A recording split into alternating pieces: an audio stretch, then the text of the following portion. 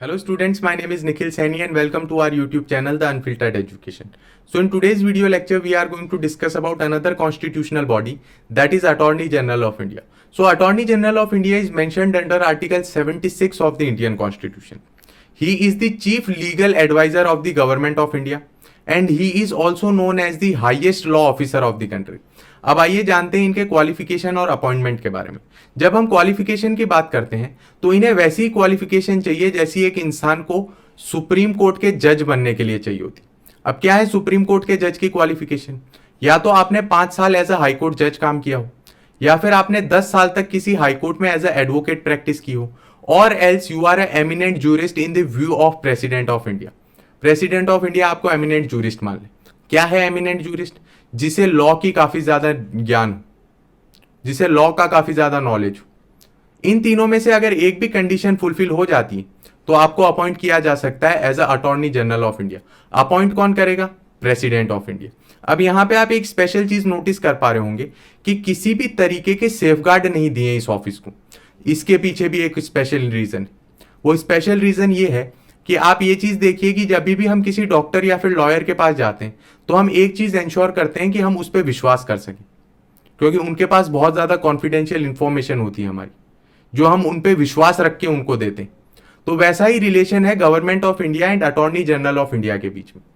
तो हम अपनी इंफॉर्मेशन तभी देंगे जब हमें विश्वास होगा। अब किसी दिन हमें ऐसा लगे कि हम इस इंसान पे और विश्वास नहीं कर सकते तो हम उसे हटा देंगे, दूसरा लॉयर या दूसरा डॉक्टर देखेंगे। तो वैसी ही पावर गवर्नमेंट ऑफ इंडिया को भी होनी चाहिए ना। अगर उनका विश्वास उससे हट गया तो वो उसे हटा सके, इसके लिए ये अथॉरिटी दी गई। तो सैलरी भी वो डिटरमाइन करेंगे, टेन्योर भी वो डिटरमाइन करेंगे, और उसके अलावा रिमूव करना चाहें तो आसानी से रिमूव भी कर सकते हैं। कन्वेंशन तो ये है, जैसे ही काउंसिल ऑफ मिनिस्ट्री रिजाइन करती है उसी समय पे अटॉर्नी जनरल ऑफ इंडिया भी रिजाइन कर देते हैं, क्योंकि नई काउंसिल ऑफ मिनिस्ट्री बनेगी तो वो उस इंसान को अपॉइंट करेंगी जिन पे उनको विश्वास है। अब आइए चलते हैं इनके फंक्शंस की ओर। तो जब हम फंक्शंस की बात करते हैं तो कॉन्स्टिट्यूशन ऑफ इंडिया ने 3 फंक्शंस जो है अटॉर्नी जनरल ऑफ इंडिया को दी। सबसे पहला, to give legal advice to government of India. कौन से मैटर्स पे लीगल एडवाइस दी जाएगी? तो आप समझिए बहुत सारे लॉज आते हैं, पॉलिसीज आते हैं, उसमें किसी तरीके के लीगल डिफेक्ट तो नहीं है, ये चेक करेंगे अटॉर्नी जनरल ऑफ इंडिया। उसके अलावा जब हम बात करते हैं तो president of India matters assign कर सकते हैं उनको जो उन्हें लगते हैं कि इंपॉर्टेंट है। अब यहां पे प्रेसिडेंट ऑफ इंडिया काफी नॉमिनल है, मतलब जो एग्जैक्ट कंट्रोल होगा वो होगा मिनिस्ट्री ऑफ लॉ के पास।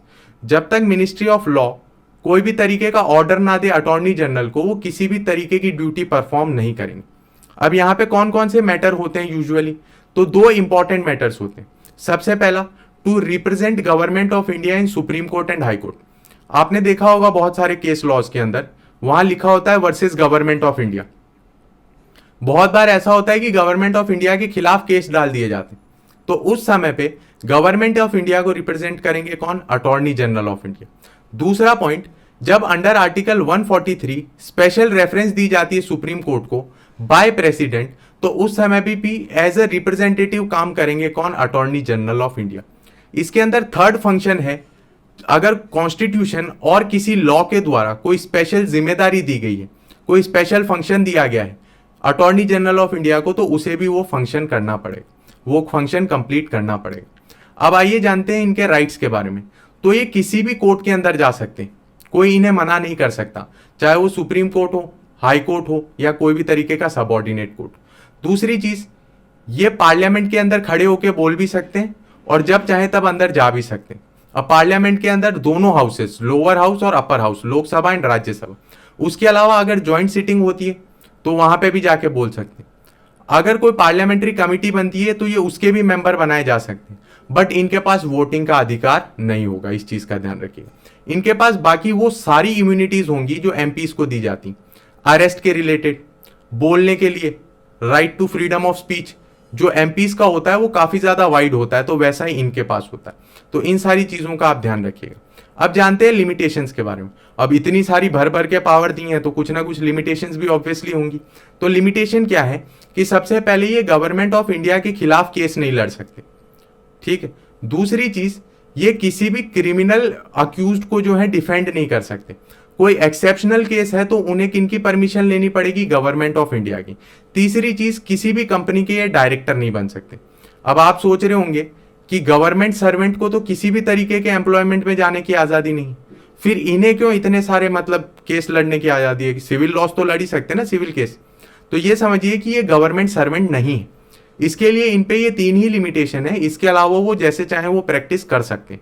ठीक है, अब आइए समझते हैं और इसके रिलेटेड कुछ और एस्पेक्ट्स। अब अटॉर्नी जनरल ऑफ इंडिया बेचारा अकेला इंसान है, वो इतने सारे केस लॉस कैसे संभालेगा? तो इसके लिए उनके नीचे सॉलिसिटर जनरल ऑफ इंडिया भी बनाए जाते हैं और उनके नीचे बहुत सारे एडिशनल सॉलिसिटर जनरल रखे जाते हैं। अब सिर्फ इसके अंदर जो अटॉर्नी जनरल ऑफ इंडिया है वही कॉन्स्टिट्यूशनल पोस्ट है, इसके अलावा बाकी सॉलिसिटर जनरल ऑफ इंडिया और additional solicitor general of India ये दोनों कॉन्स्टिट्यूशनल पोस्ट नहीं है, इस चीज का आप ध्यान दीजिएगा। ठीक है, इन्हें सिर्फ इसलिए अपॉइंट किया गया है ताकि वो असिस्ट कर पाए attorney general of India. Appoint कौन करेगा सॉलिसिटर जनरल और एडिशनल सॉलिसिटर जनरल को? तो मिनिस्ट्री ऑफ लॉ करेगी अपॉइंट।